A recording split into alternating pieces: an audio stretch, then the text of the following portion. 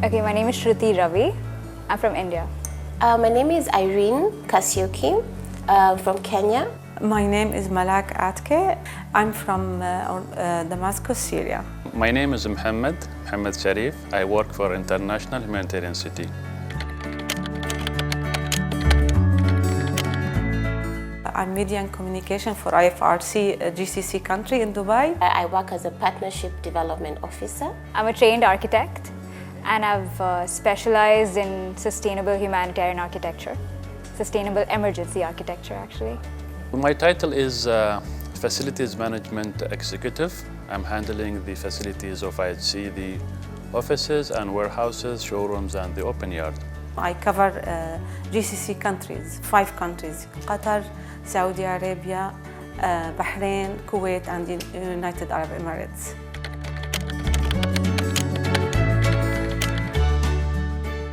No, no, not as an architect, not when I was studying architecture, no. But then as I worked in the corporate environment in Dubai for a while, and then I just felt like it didn't fulfill me enough, you know, I needed to do more. It's actually really different. It's low resource setting and it's just a very different, vastly different field, right, from the corporate to the humanitarian. So I think there's a lot of readjusting of your brain and your skill set that you need to do.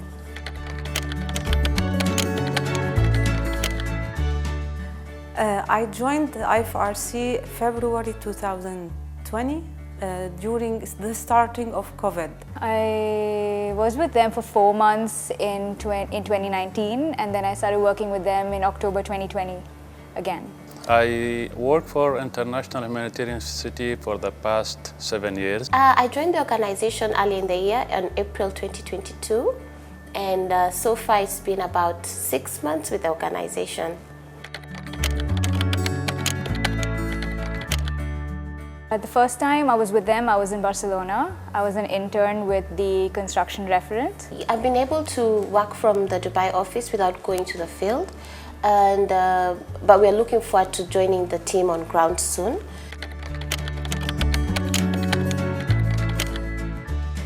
Oh, how warm everyone was. When I first arrived at IHC, the board caught my attention, which was, like mentioned, International Humanitarian City, and I didn't know much about IHC at the beginning.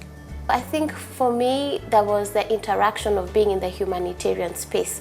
So I remember the first day when I walked into the organization, I was glad, I felt like I was home because I've always wanted to be where the action is.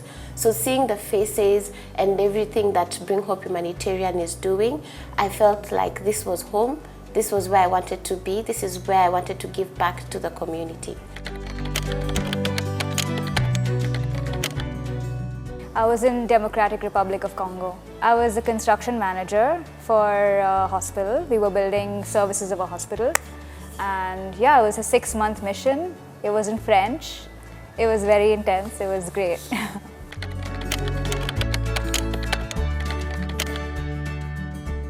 The sourcing of information, because we were working from home, I was new. I did not meet anybody, neither from IFRC or from the national societies. Oh, language for sure, because I went there not knowing French and I had to learn on the job. So now I know construction French.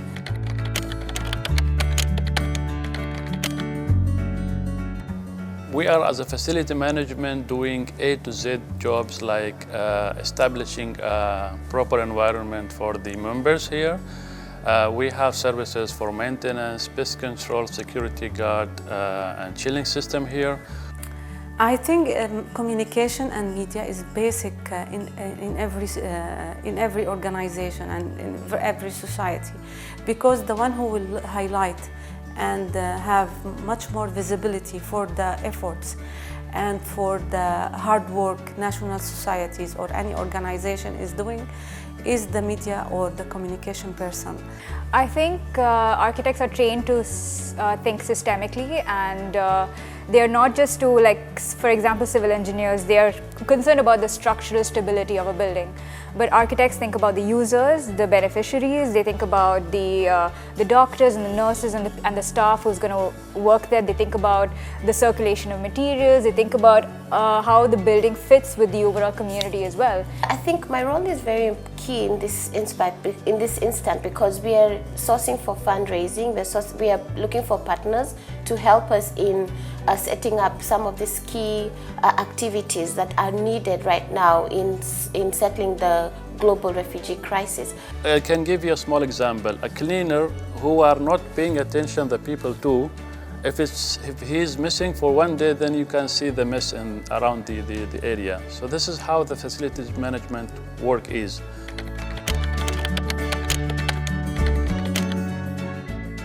Yes, I have very many special moments that are dear to my heart. So I have various projects that are implemented in some of the marginalized communities back at home, where we were helping women access to quality healthcare, pregnant women access to care.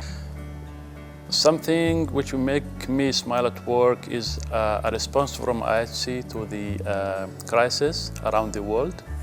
I remember working with piloting project for 70 children who lost their parts, either hands or legs. I still remember I worked with them for 2 months. So I really can't forget a girl. She was 6 years old. I still remember the moment when she has her 2 artificial limbs. And she stand again, and she could stand again and could start walking again. You can't imagine the smiling face and the total different person. I can't forget this girl, really. I really remember her every morning. The best part was seeing the operating theater being used, that I actually saw somebody performing in an operation, which was so satisfying, and it felt really good.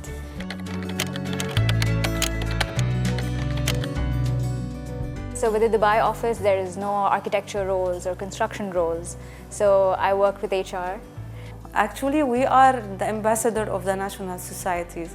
During the summer, I helped an expat have a medical evacuation, and I was always coordinating with her for when she was going to the hospital, for example. I was always keeping tabs on her. So I think it's challenging in the way that you have to be available all the time and just be super empathetic and compassionate towards everyone who is doing all the hard work. So I don't think it's easy. I don't think HR sounds easy, but it's not. Given my background, I've been in the NGO sector for a while. However, my specific role was in medical and health interventions back at home in Kenya. But now when I joined Bring Hope Foundation, this was a new space. Humanitarian, the refugee crisis, this was a new space. As much as I have experience in NGO, being in the humanitarian refugee crisis space was new for me.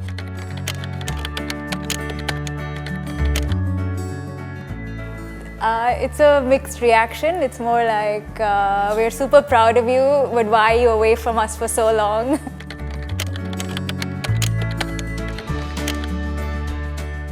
Oof, it takes a village.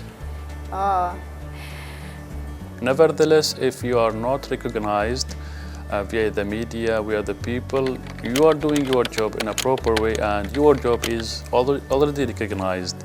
And we should to go beyond the lines to provide the hand to the needy people around the world. As humanitarians, by the time you're choosing to be a humanitarian, it's because you have a passion for social impact. So for me, I would really like to say thank you to all the humanitarians out there, and maybe continue working towards changing the lives of the communities that really need us. Any organization or international organization will not recognize the exact need of these people without the NGOs of these or national society of this country. They will help in order to know exactly the needs of these people.